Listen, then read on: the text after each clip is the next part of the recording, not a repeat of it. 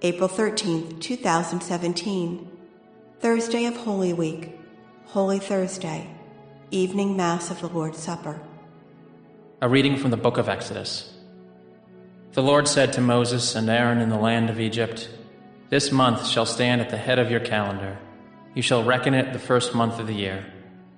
Tell the whole community of Israel, on the 10th of this month every one of your families must procure for itself a lamb, one apiece for each household. If a family is too small for a whole lamb, it shall join the nearest household in procuring one, and shall share in the lamb in proportion to the number of persons who partake of it. The lamb must be a year-old male and without blemish. You may take it from either the sheep or the goats. You shall keep it until the 14th day of this month, and then, with the whole assembly of Israel present, it shall be slaughtered during the evening twilight. They shall take some of its blood and apply it to the 2 doorposts and the lintel of every house in which they partake of the lamb. That same night they shall eat its roasted flesh with unleavened bread and bitter herbs. This is how you are to eat it, with your loins girt, sandals on your feet, and your staff in hand.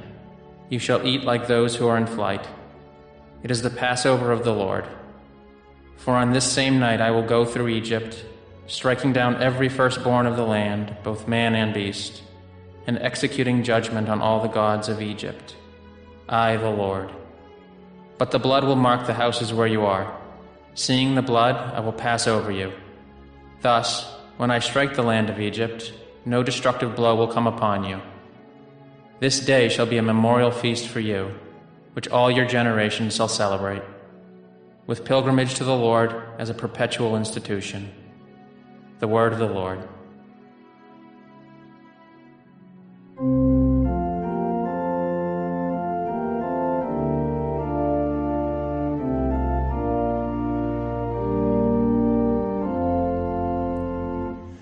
Our blessing cup is a communion with the blood of Christ. Our blessing cup is a communion with the blood of Christ. How shall I make a return to the Lord for all the good He has done for me? The cup of salvation I will take up, and I will call upon the name of the Lord. Our blessing cup is a communion with the blood of Christ. Precious in the eyes of the Lord is the death of His faithful ones. I am your servant, the son of your handmaid. You have loosed my bonds.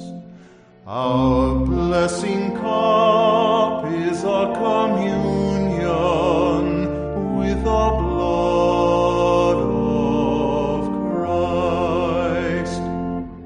To you will I offer sacrifice of thanksgiving, and I will call upon the name of the Lord. My vows to the Lord I will pay in the presence of all His people. Our blessing cup is a communion with the blood of Christ. A reading from the first letter of St. Paul to the Corinthians. Brothers and sisters, I received from the Lord what I also handed on to you, that the Lord Jesus, on the night He was handed over, took bread, and after He had given thanks, broke it and said, "This is my body that is for you. Do this in remembrance of me." In the same way also the cup, after supper, saying, "This cup is the new covenant in my blood. Do this as often as you drink it in remembrance of me.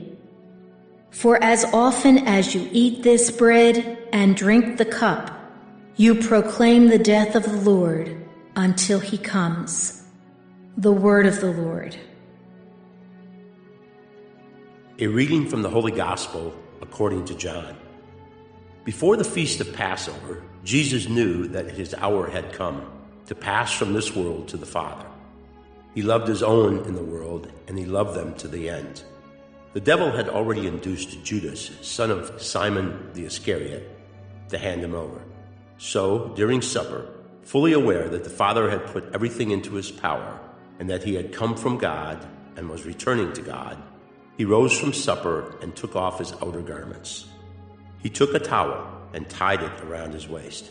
Then he poured water into a basin and began to wash the disciples' feet and dry them with a towel around his waist. He came to Simon Peter, who said to him, "Master, are you going to wash my feet?" Jesus answered and said to him, "What I am doing you do not understand now, but you will understand later." Peter said to him, "You will never wash my feet." Jesus answered him, "Unless I wash you, you will have no inheritance with me." Simon Peter said to him, "Master, then not only my feet but my hands and head as well." Jesus said to him, "Whoever has bathed has no need except to have his feet washed, for he is clean all over. So you are clean, but not all." For he knew who would betray him. For this reason he said, "Not all of you are clean." So when he had washed their feet and put his garments back on and reclined at table again, he said to them, "Do you realize what I have done for you? You call me teacher and master, and rightly so, for indeed I am. If I therefore, the master and teacher, have washed your feet, you ought to wash one another's feet. I have given you a model to follow, so that as I have done for you, you should also do." The Gospel of the Lord. April 13th, the evening Mass of the Lord's Supper. The first reading is from Exodus, chapter 12, verses 1 to 8 and 11 to 14. This is the account of the first Passover that the Israelites celebrate when they're being freed from slavery in Egypt. We hear about the procedure that's to be followed. A year-old lamb of the sheep or the goats is to be killed. None of its bones are to be broken. And some of its blood is to be put on the lintel of the door as a sign that devout Jews live within that building. It's a sign of protection. Remember, blood signifies life. So this is life that protects one from the angel of death, which is to pass through Egypt that night. The people are to eat that lamb, and they're to eat it with their loin skirt and sandals on their feet. In fact, Jewish people for many centuries after that would eat exactly that way. Because when they recounted the Passover story, as they ate the Passover meal, they were not simply commemorating a past event, but rather entering into that event. They were living that event in their own life. It's the same idea we have with the celebration of the Mass, that when we celebrate the Mass, we're not in Buffalo or Los Angeles. We're at the Last Supper. We're at the cross. We're at the resurrection. And in fact, as we begin the Holy Triduum, we pass outside of time. The Triduum is not three separate events. It's one event that occurs outside of history. And so, in a certain sense, these days of the Triduum, we enter into eternity. Now, Passover originally was probably an agricultural feast. The word in Hebrew is Pesach, which means leaping, and it probably referred to the leaping of the newborn lambs. So to celebrate the birth of the newborn lambs, one would sacrifice a year-old lamb as a way of giving something back to the Lord. Well, it acquired a historic meaning with the liberation of the Israelites from their slavery in Egypt. And we're told that this was a memorial for all time. It's fairly clear as you read the history of the Old Testament, it wasn't celebrated continuously, that in fact at certain stages of the Israelite history, it had to be reenacted, it had to be begun again. because it had dropped out of practice. The second reading is from 1 Corinthians 11, 23 to 26. This is the oldest written account of the Last Supper. Remember, the Gospels are written about 15 years to 25 years after 1 Corinthians. So this is Paul's version of what happened at the Last Supper. Jesus takes the bread and says, "This is my body." In Aramaic it would be gufi, my body, indicating that that truly is him. He says, "Do this in remembrance of me." Now, at one level, this is like the remembrance of the Passover. Every time we do this, we recall the event and enter into the event. But at another level, "do this in remembrance of me" means when you do this, please pray for me. Jesus is saying that when you celebrate this Eucharist, not only am I there for you, but I need you to be there for me. Jesus, who is God, needs nothing, and yet he asks for our love. He asks us to respond to his love. And so the Eucharist is a moment in which we can be there for Jesus. Because remember, the Eucharist is a remembrance of the cross also. At the Eucharist, we're standing under that cross, and we're asked to be the beloved disciple, the one who will not abandon Jesus. When Jesus takes the cup, he says, "This is the cup of the new covenant in my blood." Now, this is the version of the consecration of the wine that we find in the Greek rendering of the institution words, in Luke and Paul. In the Aramaic version, in Matthew and Mark, we hear this is the cup of the blood of the new covenant. So in Matthew and Mark, what's inside that cup? Blood. In Luke and Paul, what's inside the cup? Covenant, which was instituted in Jesus' blood. It's a little bit of a softening because the idea of drinking blood sounded like cannibalism. So Paul, who was addressing that Greek audience, didn't want to scandalize them. He softened the words just a bit. The Gospel comes from John 13, 1 to 15. We hear that it's the feast of the Passover, and in fact in the Gospel of John, the meal that Jesus is eating is actually an anticipation of the Passover meal. There were so many pilgrims in Jerusalem that there weren't enough rooms for them all to eat the Passover meal in one of the halls that was available on Passover night. So the rabbis allowed you to anticipate it by a night if you couldn't get a room Passover itself.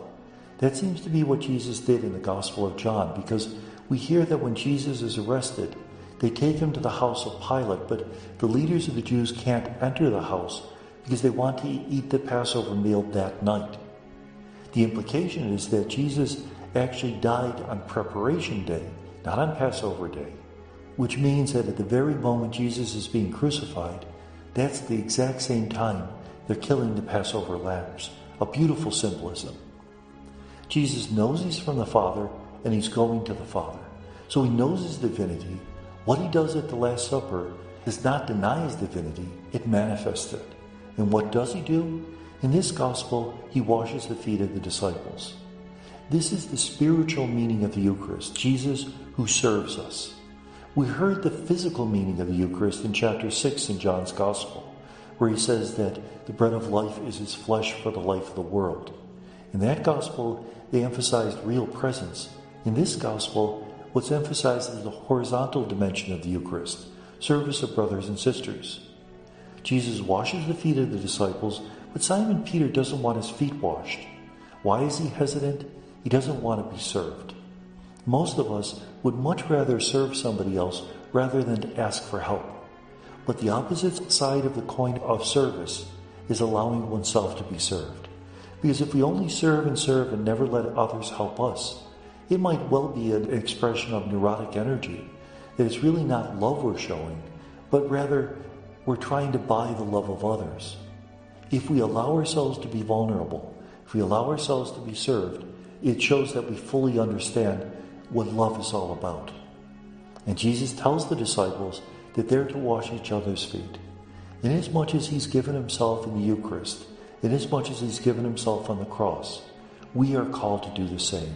That we are called to not only repeat his action, but to live his action, to be part of that sacrifice, where we become priests who offer up a sacrifice on the altar of our lives, and a sacrifice is our very life. And may God bless us.